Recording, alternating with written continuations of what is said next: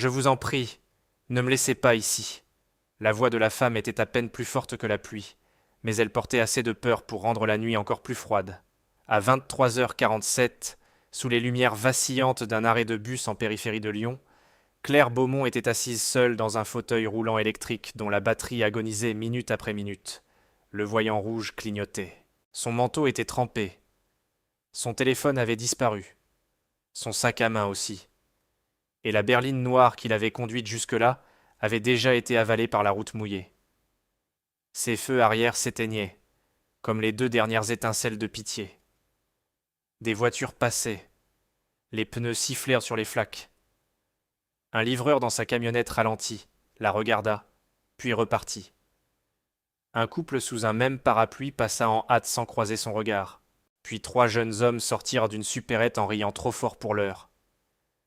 L'un d'eux montra du doigt le fauteuil et lança « On dirait que quelqu'un a oublié sa mamie. » Les autres rirent.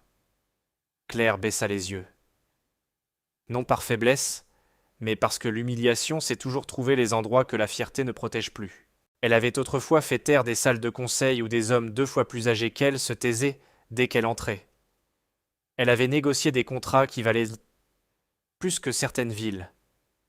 Elle avait bâti une entreprise autour de la dignité, autour de la possibilité de se déplacer dans le monde sans devoir mendier son indépendance. Et maintenant, elle ne pouvait plus avancer de 3 mètres sans batterie, sans téléphone, ou sans la bonté d'un inconnu. Avant de continuer, d'où nous regardez-vous ? Indiquez votre ville ou votre pays dans les commentaires. Et si vous croyez encore à la dignité et aux secondes chances, laissez un like et abonnez-vous. Ces histoires font bouger les choses, et nous sommes heureux que vous soyez là. Revenons à Claire Beaumont, seule sous la pluie, tandis que le monde entier faisait semblant de ne pas la voir. De l'autre côté de la chaussée, une vieille camionnette bleue s'arrêta au feu rouge.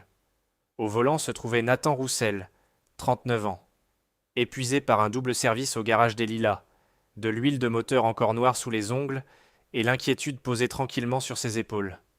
Sur le siège passager, sa fille de 8 ans, Léa, serrait son cartable contre sa poitrine et regardait la pluie dévaler la vitre. Il rentrait en retard. Le dîner serait encore de la soupe en boîte. Le chauffage de la camionnette ne fonctionnait que lorsqu'il le voulait bien. Mais Léa se redressa soudain. « Papa » murmura-t-elle. Nathan suivit son regard. D'abord il ne vit que l'arrêt de bus, la pluie, la femme dans le fauteuil tournée à demi contre le vent. Puis il vit sa main trembler sur la coudoir. Il vit la façon dont elle tentait de garder le menton relevé pendant que la nuit la poussait vers le bas. Le feu passa au vert. Un klaxon retentit derrière lui. Nathan ne bougea pas. « Papa » répéta Léa plus bas. « Elle est toute seule. » Nathan prit une respiration, puis une autre. Il alluma ses feux de détresse et se rangea contre le trottoir. La portière grinça. La pluie froide s'engouffra. Claire releva les yeux à son approche, le visage fermé, le corps raidi par la peur de devoir accepter de l'aide de la mauvaise personne. Nathan s'arrêta à quelques pas, les mains bien visibles, la voix basse et posée. « Madame, vous allez geler. » Claire avala sa salive. « Ça va. » Sa voix se brisa sur le dernier mot. Nathan regarda le voyant rouge, puis la rue déserte. « Non, » dit-il doucement. « Ça ne va pas. » Léa descendit avec un petit parapluie rose et le tendit au-dessus de Claire, même si la pluie trempa aussitôt ses manches. Claire regarda l'enfant comme si la bonté était devenue une langue qu'elle ne comprenait plus.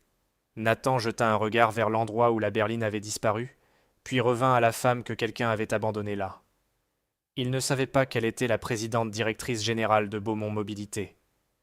Il ne savait pas que son entreprise valait 9 milliards d'euros, et il ignorait complètement qu'en 48 heures, sa voix calme ferait taire toute une salle de conseil vitrée. Nathan ne demanda pas à Claire son histoire pendant le trajet. Il ne demanda pas pourquoi on l'avait laissée là, qui avait pris son téléphone, ni pourquoi une femme à la voix cultivée et méfiante se retrouvait seule à un arrêt de bus près de minuit, la pluie coulant sur son visage. Il l'aida simplement à approcher le fauteuil de la camionnette, puis s'arrêta en réalisant le problème. Le fauteuil était trop lourd à soulever facilement, et Claire le vit aussi. Sa bouche se pinça. prête à l'humiliation avant même qu'on la lui offrît. Nathan le vit.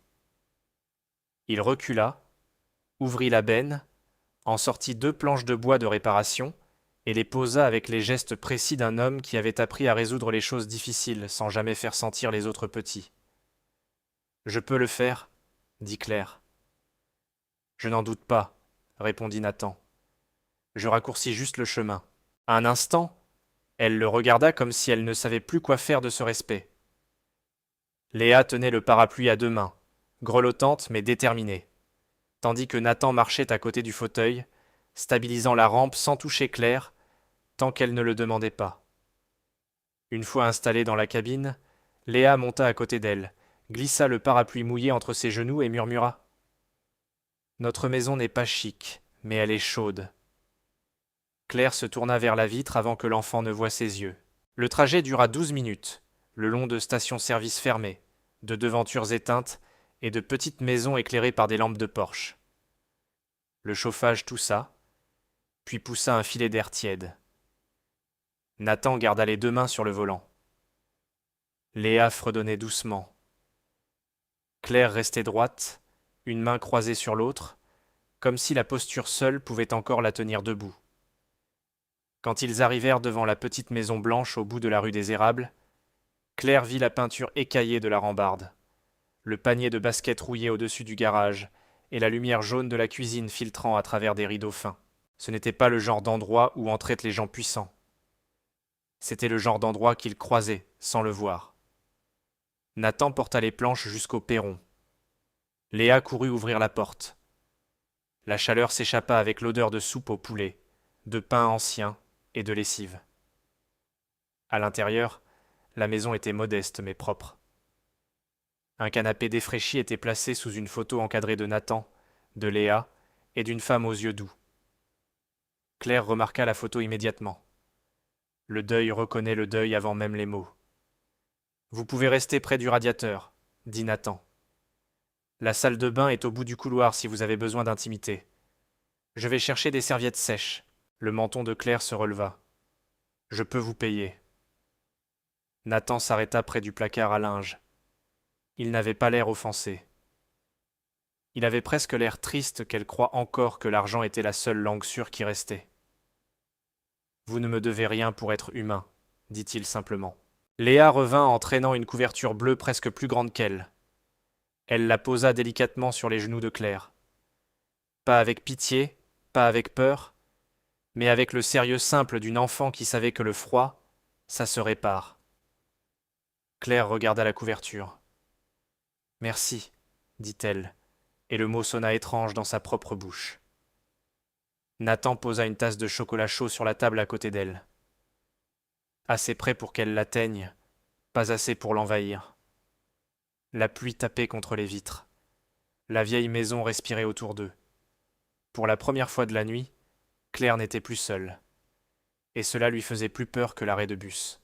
Claire ne dormit pas vraiment. Elle dériva entre des silences surveillés.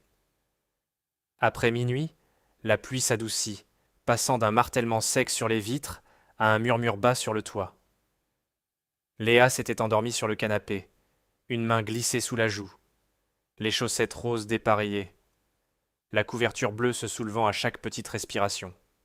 Nathan se déplaçait sans bruit dans la maison, soigneux avec chaque loquet d'armoire, chaque plancher, chaque son qu'un père fatigué apprend à adoucir quand un enfant dort.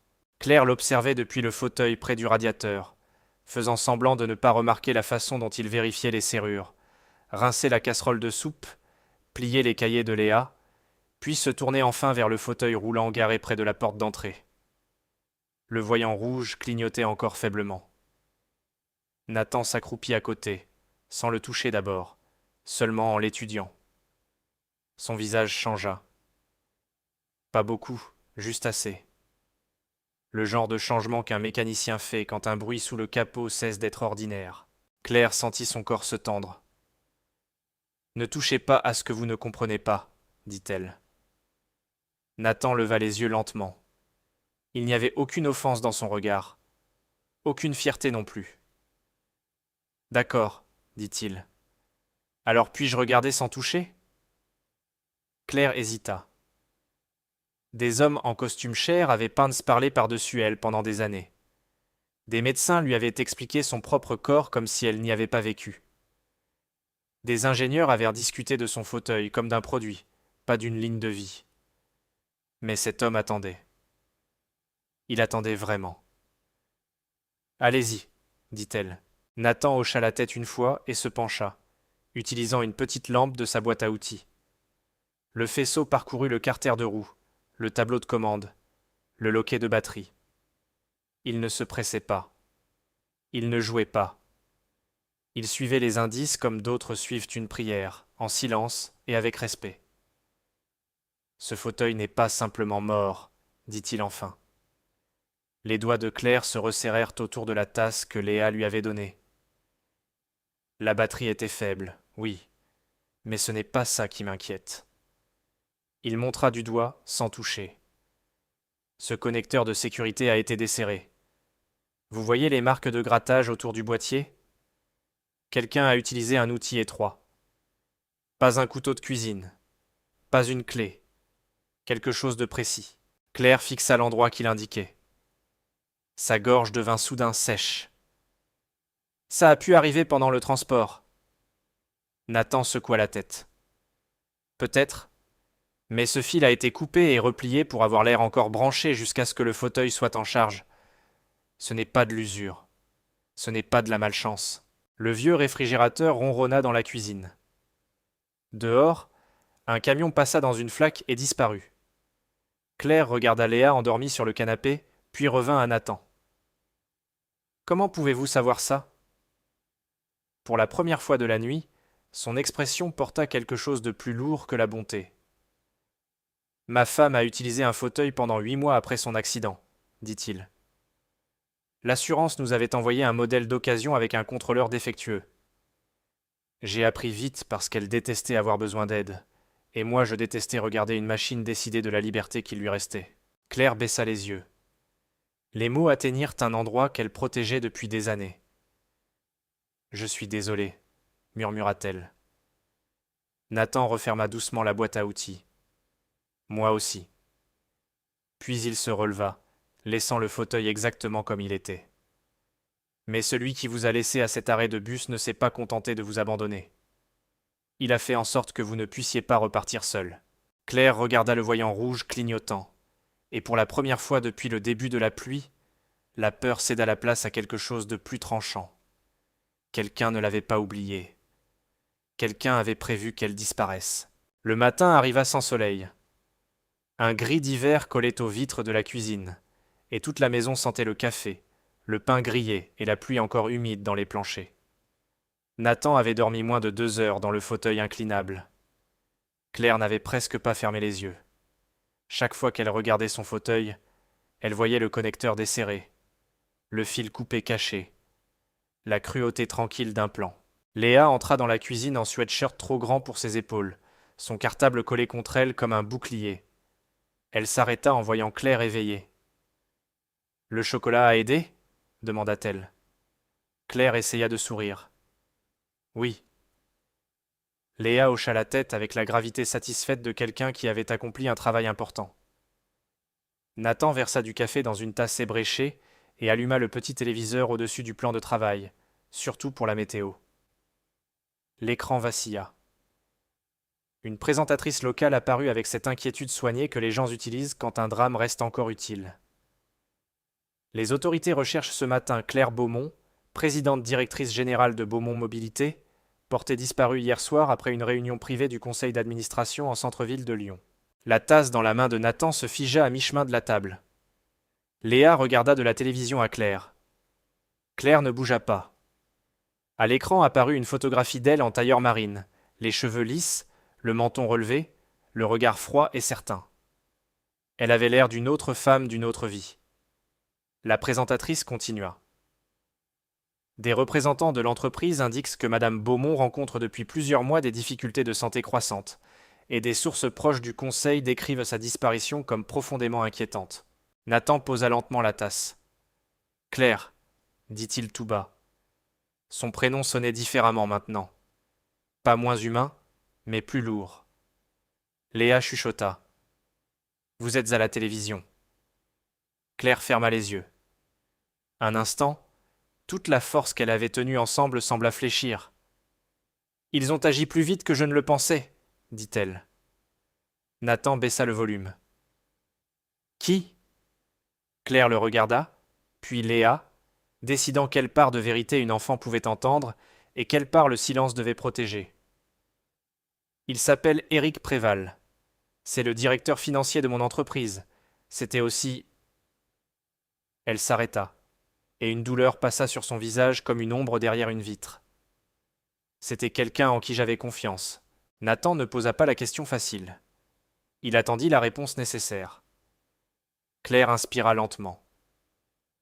Beaumont Mobilité construit des fauteuils électriques, des commandes adaptées et des systèmes d'accès pour les maisons. Mon père a fondé l'entreprise après que ma mère a perdu l'usage de ses jambes. J'ai repris après sa mort. Le conseil veut vendre notre division à bas coût à un fournisseur médical privé. Eric soutient le projet. J'ai refusé. La pièce resta silencieuse, sauf le tic-tac de l'horloge murale. Cette division aide les gens qui ne peuvent pas s'offrir du matériel sur mesure, poursuivit-elle. Des anciens combattants, des enfants, des familles en zone rurale, des gens que l'assurance oublie. S'ils la vendent, les prix montent, les centres de services ferment, et des milliers de personnes deviennent des chiffres sur un tableau Excel. Nathan regarda vers le fauteuil. Alors ils avaient besoin de vous écarter. Claire eut un sourire sans joie. Pas disparu. Ça aurait été trop visible. Ils avaient besoin que je paraisse instable, confuse, dépendante. Une femme handicapée retrouvée en train d'errer, incapable de s'expliquer après avoir manqué un vote du conseil. À midi, Eric demandera au conseil de suspendre mes pouvoirs pour ma propre sécurité. Léa restait immobile, ses petites mains agrippées aux bretelles de son cartable. Mais vous n'erriez pas, dit-elle. Ils vous ont laissé. Claire regarda l'enfant et quelque chose s'adoucit dans ses yeux. Oui, murmura-t-elle. Ils m'ont laissé. Nathan prit les clés de la camionnette sur le plan de travail. Son visage restait calme, mais l'air autour de lui avait changé. Pas de colère, pas d'orgueil, quelque chose de plus stable. Alors on va faire en sorte que la vérité arrive avant le mensonge. Claire le fixa. Vous ne comprenez pas de quel genre de gens il s'agit. Nathan ouvrit les rideaux de la façade. Dehors, la vieille camionnette bleue attendait dans l'allée mouillée, simple et sans éclat sous le matin gris de la banlieue lyonnaise. Peut-être pas, dit-il. Mais je comprends ce qu'ils ont fait. Et pour la première fois depuis l'arrêt de bus, Claire crut qu'elle n'aurait peut-être plus à les affronter seule. Ils n'arrivèrent jamais jusqu'à la tour de verre ce matin-là. Nathan venait juste de charger le fauteuil de Claire dans la benne quand le premier fourgon de presse tourna dans la rue des Érables. Puis une autre voiture, puis un SUV noir aux vitres teintées, puis deux voisins sortant sur leur perron en peignoir et manteau d'hiver, faisant semblant de vérifier le courrier tout en regardant droit vers la maison de Nathan. Claire observait depuis le siège passager, le visage pâle mais composé. Léa se tenait derrière la porte-écran, serrant la petite couverture bleue contre sa poitrine. Nathan regarda la rue qui se remplissait, puis sa fille. Reste à l'intérieur, mon cœur. Léa hocha la tête, mais ses yeux étaient grands ouverts. Une femme avec un micro traversa la pelouse mouillée avant que Nathan ne puisse refermer la portière. Monsieur Roussel, saviez-vous que la femme chez vous était portée disparue? Nathan ne répondit pas. Une autre voix appela. Est-ce que la famille Beaumont vous paie? Un homme avec une caméra s'approcha du perron. Nathan se plaça entre l'objectif et la maison. Pas en colère, pas fort, simplement présent. Il y a un enfant à l'intérieur, dit-il. Reculez, s'il vous plaît. La journaliste continua de parler, son sourire tendu et entraîné. Des sources affirment que madame Beaumont aurait été retenue toute la nuit par un mécanicien non identifié. Pouvez-vous expliquer pourquoi elle était ici? La main de Claire se crispa sur le bord du siège. Mécanicien non identifié. Les mots tombaient exactement comme Éric les avait conçus. Pauvre homme, femme riche, petite maison. Le soupçon n'avait pas besoin de preuves quand il avait un bon titre. Une voiture de police arriva lentement. Gyrophares allumés, mais sirène éteinte.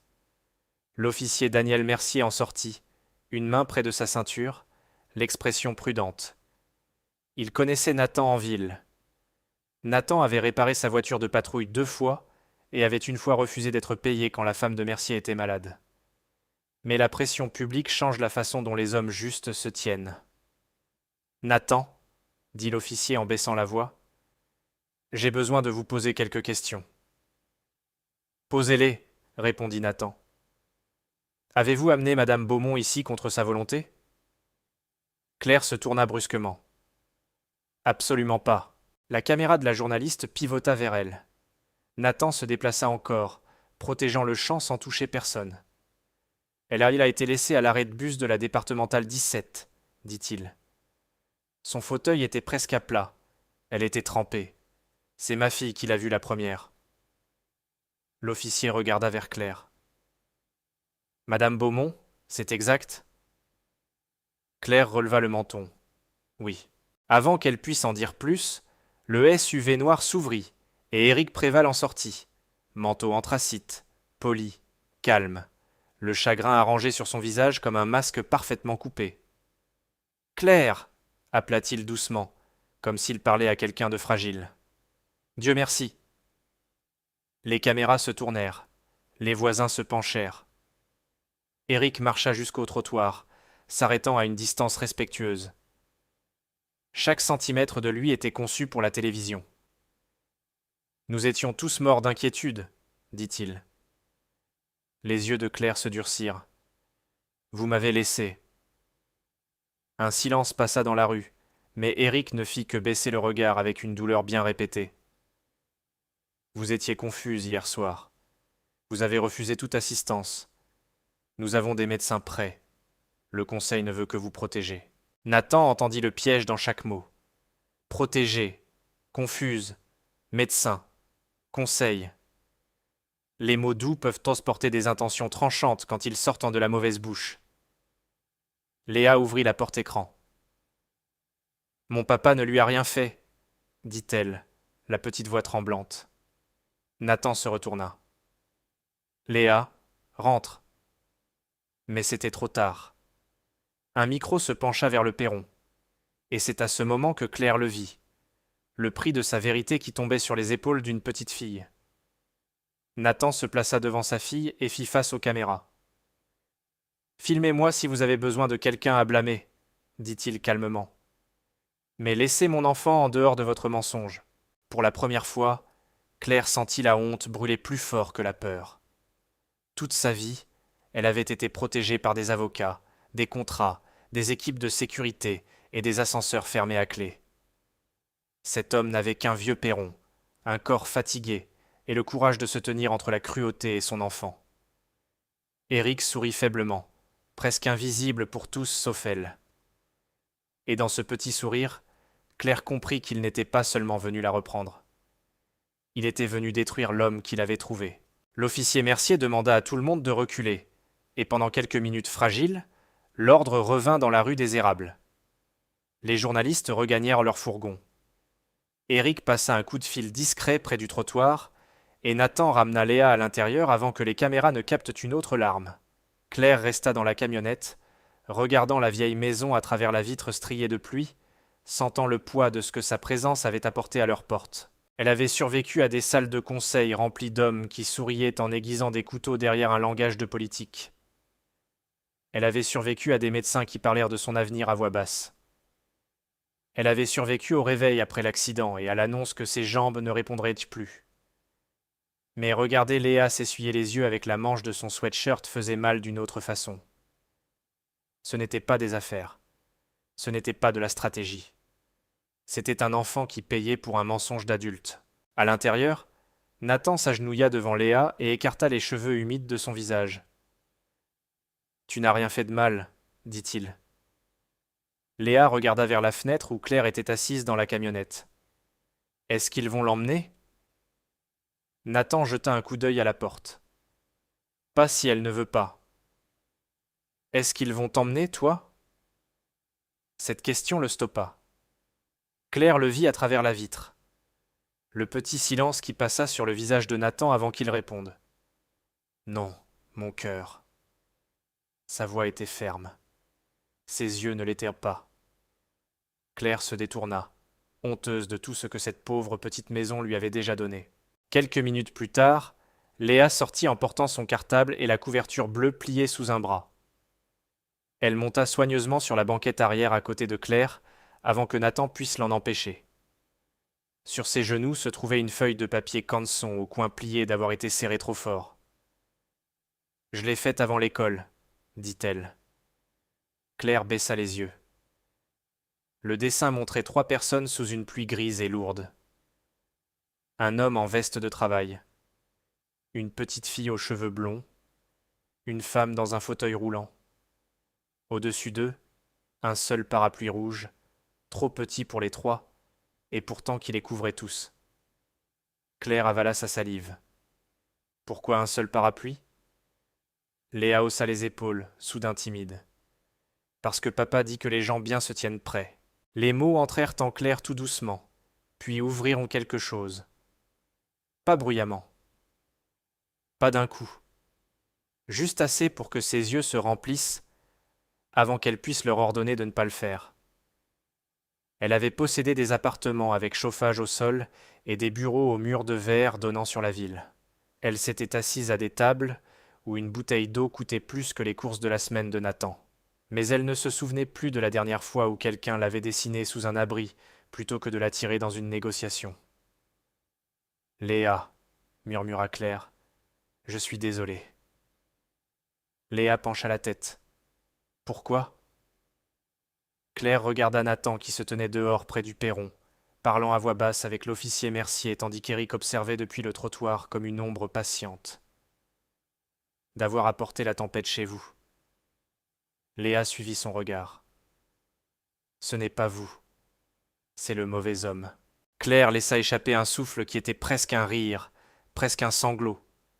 Les enfants ont cette façon de nommer la vérité avant que les adultes ne l'habillent pour survivre. Nathan ouvrit la portière conducteur et se retourna vers elle. « Claire, Mercier dit que si vous déclarez clairement que vous êtes ici de votre plein gré, il nous escortera en centre-ville. Mais Préval pousse pour une mesure de protection médicale. » Claire s'essuya le visage avec le bord de la couverture. Sa main trembla une fois, puis se stabilisa. « Non, dit-elle. » Nathan attendit. Plus de cachette. Plus de m'expliquer depuis la banquette arrière pendant qu'il raconte au monde ce que je suis. Elle regarda le dessin de Léa, le petit parapluie rouge qui tenait contre la tempête. Emmenez-moi à Beaumont Mobilité. Nathan étudia son visage, et dans ce regard calme il n'y avait aucune pitié, seulement du respect. Vous êtes sûr? Claire releva le menton, non plus comme la femme de la photographie à la télévision, mais comme quelqu'un qui revenait à elle-même à travers la douleur et la grâce. Je ne retourne pas en victime, dit-elle. Je retourne en vérité. Léa se pencha en avant et glissa le dessin dans les mains de Claire. Alors prenez ça, dit-elle, pour vous souvenir que vous n'êtes pas seul. Dehors, Éric termina son appel et sourit, persuadé que le matin lui appartenait encore. Il ne savait pas qu'à l'intérieur de la vieille camionnette bleue, le dessin d'une enfant venait de faire ce que les avocats, l'argent et le pouvoir n'avaient là pas réussi. Il avait rendu à Claire Beaumont son courage. Le trajet vers le centre de Lyon sembla plus long que la distance sur la carte. L'eau de pluie glissait en ligne d'argent sur le pare-brise, tandis que la vieille camionnette cahotait sur l'asphalte repris, passait devant des églises de briques, des dîners fermés et des tours de bureaux qui se dressaient comme des miroirs froids contre le matin gris. L'officier Mercier les suivait, sans sirène, mais avec la promesse tranquille qu'Éric ne pourrait pas les faire dévier avant l'arrivée. Léa était restée à la maison avec madame Lefebvre, la voisine d'à côté, mais son dessin restait plié sur les genoux de Claire comme un petit drapeau rouge de courage. Nathan conduisait les 2 mains sur le volant. Il ne remplissait pas le silence de conseil. Il ne prétendait pas comprendre les entreprises à plusieurs milliards, ni les votes de conseil, ni la solitude privée d'une femme qui avait passé des années à être admirée sans être vraiment connue. Il conduisait simplement.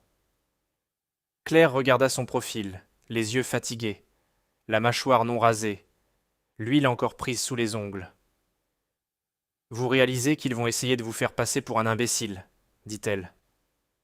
Nathan garda les yeux sur la route. Ils l'ont déjà fait. Ils vont dire que vous êtes pauvre. Je le suis. Ils vont dire que vous n'êtes pas qualifié. Pour leur monde, peut-être. Il la regarda alors, calme et ferme. Mais pas pour la vérité. Claire se tourna vers la ville et quelque chose se posa en elle. À 9h18, la camionnette s'arrêta devant l'entrée principale de Beaumont Mobilité, une tour de verre de 42 étages donnant sur la place Bellecour. Le bâtiment était tout en acier poli, porte tournante, marche de marbre et gens portant des badges qui se déplaçaient comme si le temps leur appartenait. La camionnette de Nathan, avec sa haillon cabossée et la boue le long des pneus, avait l'air d'avoir pris un mauvais virage hors d'un autre monde. Un agent de sécurité s'avança immédiatement. Monsieur, le parking prestataires est par derrière. Nathan passa au point mort. Nous ne sommes pas prestataires. L'agent regarda Claire et se figea. Madame Beaumont. Avant que Claire puisse répondre, les portes du hall s'ouvrirent, et Éric Préval apparut en haut des marches, accompagné de 2 membres du conseil et d'un avocat de l'entreprise tenant une chemise en cuir. Son visage portait de l'inquiétude pour les caméras, mais ses yeux portaient un avertissement pour Claire. Claire, dit-il, lisse comme de la pierre polie. Ce n'est pas nécessaire. Nous avons organisé une évaluation médicale privée à l'étage. La main de Claire se resserra sur le dessin de Léa. Je vais en salle de conseil. Éric regarda Nathan, puis la camionnette, puis elle. Un léger sourire effleura sa bouche. Vous avez amené un mécanicien à une réunion d'urgence du conseil ? Quelques employés se regroupèrent derrière la vitre. Quelqu'un chuchota. Quelqu'un sortit un téléphone. Nathan ouvrit sa portière et descendit lentement, ses chaussures de travail atterrissant sur le trottoir mouillé. Il ne redressa pas sa veste pour paraître plus riche. Il ne cacha pas ses mains pour paraître plus propre. Claire le regarda contourner le véhicule avec le même respect soigneux qu'il avait montré à l'arrêt de bus, posant la rampe, vérifiant l'angle, lui laissant l'espace pour se déplacer seul. Cette dignité tranquille dérangeait Éric plus que n'importe quelle accusation. Non, dit Claire en guidant son fauteuil vers le trottoir. J'ai amené l'homme qui a vu la vérité quand vous tous n'avez vu qu'un fauteuil. Les mots frappèrent l'entrée comme une cloche. L'agent s'écarta. L'avocat cessa de tourner ses pages. Le sourire d'Éric s'amincit. À l'intérieur, le hall se tut quand Claire traversa le sol de marbre. Nathan marchant à ses côtés. Pas devant comme un sauveur, pas derrière comme un employé, mais à côté d'elle comme un témoin. Des cadres observèrent derrière les cloisons de verre. Des assistantes s'arrêtèrent, tasse de café en main. L'ascenseur s'ouvrit avec un doux carillon, et pendant une respiration, personne ne bougea. Puis Claire entra. Nathan la suivit, et Éric monta en dernier, persuadé encore que le pouvoir habitait tout en haut de l'immeuble. Il avait oublié que parfois la vérité arrive dans une vieille camionnette bleue et laisse de la boue sur le sol. L'ascenseur monta dans un silence presque total, les numéros d'étage s'allumant au-dessus des portes comme un compte à rebours. 21, 22, 23. Claire gardait le dessin de Léa plié sous sa main. Nathan se tenait à côté d'elle, sa boîte à outils à ses pieds, la pluie encore sombre sur les épaules de sa veste de travail. Éric observait leur reflet dans la paroi polie de l'ascenseur, l'expression calme, mais ses doigts tapotèrent une fois contre sa chemise. C'était la première fissure. Au 37e étage, les portes s'ouvrirent sur un couloir de verre et de pierre blanche. Au fond, la salle du conseil attendait avec 12 administrateurs assis autour d'une longue table en noyer, chaque visage arrangé en inquiétude, prudence ou jugement silencieux. Un grand écran affichait le nom de Claire à côté des mots « Examen de l'incapacité temporaire de direction ». Claire le vit et sentit la vieille peur tenter de remonter. Puis elle sentit le papier sous sa main, le parapluie rouge d'un enfant dessiné au crayon de couleur, et elle continua d'avancer. Éric entra le premier comme si la pièce lui appartenait. « Merci à tous d'être venus à si court préavis, » commença-t-il. Comme vous le voyez, Claire a été retrouvée, mais compte tenu des circonstances, nous devons procéder avec prudence. Claire roula jusqu'à la tête de la table. « Vous n'avez plus le droit de parler pour moi. » Quelques administrateurs bougèrent. Eric eut un petit rire blessé. « Claire, personne n'essaie de vous faire taire. » Nathan regarda l'écran. Puis il regarda Eric. Il ne dit rien. L'avocat de l'entreprise s'éclaircit la gorge. « Madame Beaumont, avant de continuer, cet homme n'est pas autorisé à assister à une réunion confidentielle du conseil. » Eric se tourna légèrement, saisissant l'instant. « Exactement. Nous ne le connaissons pas. C'est un mécanicien sans aucune qualité ici. » La voix de Claire resta ferme. « Il s'appelle Nathan Roussel. Il m'a trouvé là où Eric m'a laissé. » La pièce se tendit. Les yeux d'Eric s'aiguisèrent. C'est une accusation portée sous le coup d'une détresse émotionnelle. Nathan se pencha, ouvrit sa boîte à outils et posa 3 objets sur la table avec une précision tranquille. Le connecteur de sécurité desserré, un petit segment de fil de commande coupé scellé dans un sachet plastique et une image fixe imprimée de la caméra de bord de sa camionnette, montrant Claire à l'arrêt de bus à 23h47. Aucun drame, aucune voix élevée, seulement des preuves. Ce connecteur a été desserré avec un tournevis de précision, dit Nathan. Ce fil a été coupé et replié dans le boîtier pour que le fauteuil ait l'air fonctionnel jusqu'à ce que le poids et le mouvement le fassent lâcher. Et cette caméra montre où elle a été trouvée. Eric se renversa en arrière. Une jolie démonstration de garage ne prouve pas qui a fait quoi. Nathan hocha une fois la tête, comme s'il s'y était attendu. Est-ce que c'est votre code d'accès, monsieur Préval ? Il posa une copie de journal de service sur la table. Eric cligna des yeux. Quoi ? Est-ce que c'est votre code d'accès exécutif ? Répéta Nathan. La pièce devint immobile. La directrice technique, une femme aux cheveux argentés nommée Marion Hello, se pencha en avant. Où avez-vous obtenu ça ? Dans la mémoire de diagnostic du fauteuil. Elle a enregistré une dérogation à 23h32 hier soir. Nathan tourna la page. Est-ce que c'est votre signature qui approuve l'ordre de transport d'urgence ? La bouche d'Eric s'ouvrit, mais aucune réponse ne vint. Nathan posa la dernière feuille. Alors pourquoi votre code a-t-il été utilisé 15 minutes avant qu'elle soit abandonnée à un arrêt de bus sans téléphone, sans assistante et avec un fauteuil saboté ? Le silence qui suivit ne sembla pas vide. Il sembla plein de tout ce que les gens avaient refusé de voir. La pluie tapa contre les hautes fenêtres. Une tasse de café s'arrêta à mi-chemin de la bouche d'un administrateur. Marion Hello prit les pages, les parcourut, et son visage changea. « Il a raison, dit-elle à voix basse.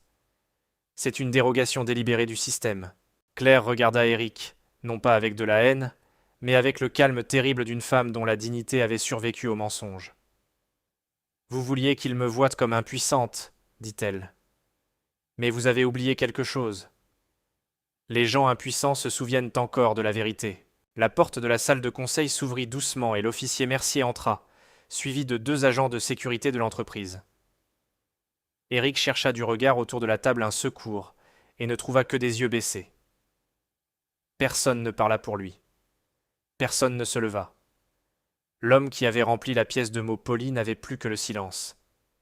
Et à côté de Claire, Nathan Roussel se tenait avec de l'huile sous les ongles, de la boue sur les bottes, et la dignité tranquille d'un homme qui n'avait jamais eu besoin d'un titre pour dire la vérité. Eric ne discuta pas quand l'officier Mercier lui demanda de le suivre dans le couloir. Il ajusta ses manchettes, releva le menton, et tenta de partir avec la même dignité polie qu'il avait volée aux autres. Mais la pièce connaissait maintenant la différence. La vraie dignité n'a pas besoin de témoins. La fausse ne leur survit pas. Claire regarda la porte se refermer derrière lui, et pendant plusieurs secondes, personne dans la salle de conseil ne bougea. Les administrateurs qui avaient des doutes d'elle fixèrent la table. L'avocat referma sa chemise.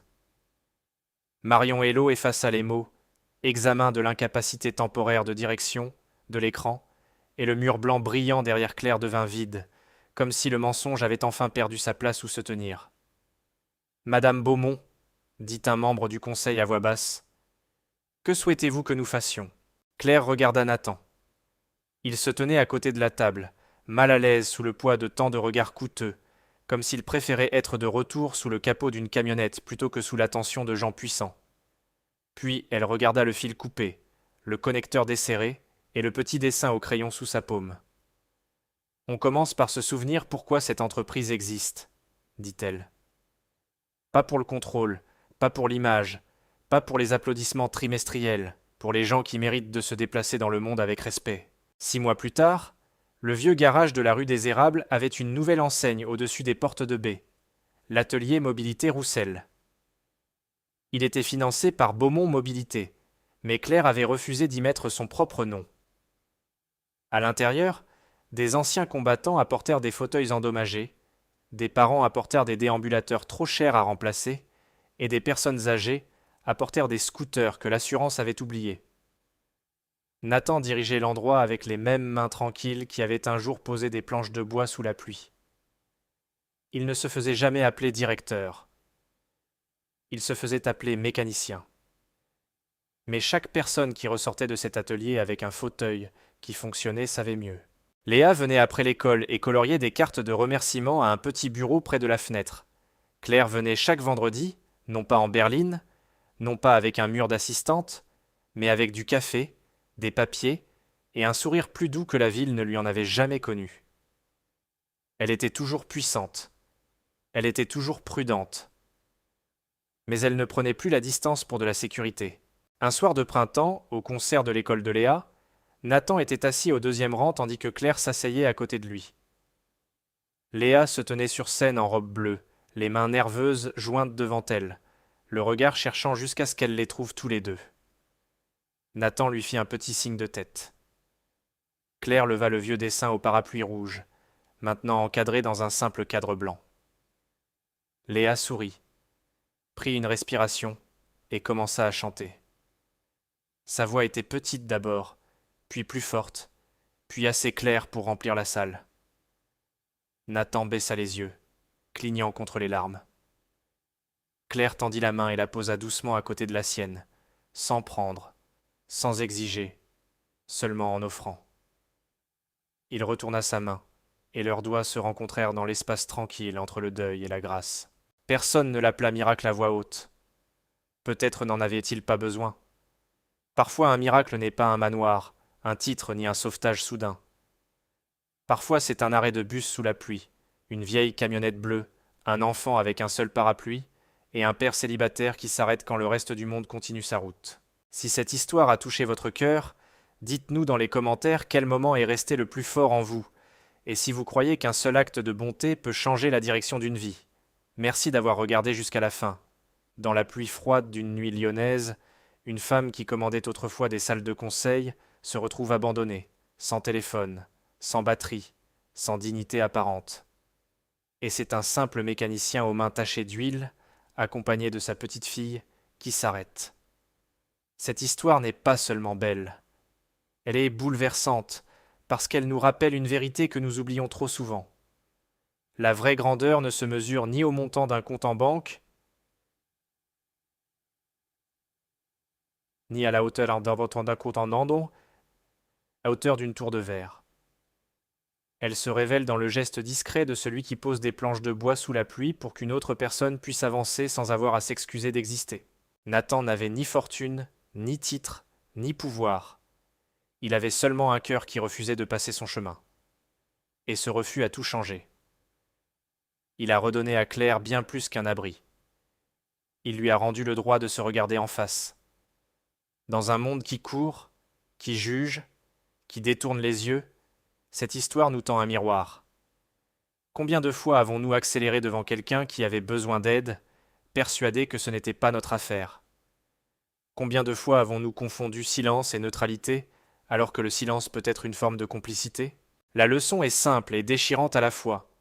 Un seul acte de bonté, même imparfait, même fatigué, peut redonner à une âme brisée la force de se relever. Parfois, le plus grand miracle n'est pas un sauvetage spectaculaire. C'est un parapluie trop petit partagé sous la pluie, un dessin d'enfant, et le respect tranquille d'un père qui dit Tu ne me dois rien pour être humain. Si cette histoire a touché votre cœur, dites-moi dans les commentaires quel moment vous a le plus ému. Était-ce le regard de Léa? La dignité de Nathan? Ou l'instant où Claire a choisi de revenir en vérité plutôt qu'en victime? Votre témoignage peut inspirer quelqu'un d'autre aujourd'hui. Et si vous croyez, comme nous, que la bonté peut encore changer le monde, abonnez-vous à la chaîne et activez la cloche. Ensemble, continuons à raconter ces histoires qui nous rappellent qui nous sommes vraiment. Merci d'avoir regardé jusqu'au bout.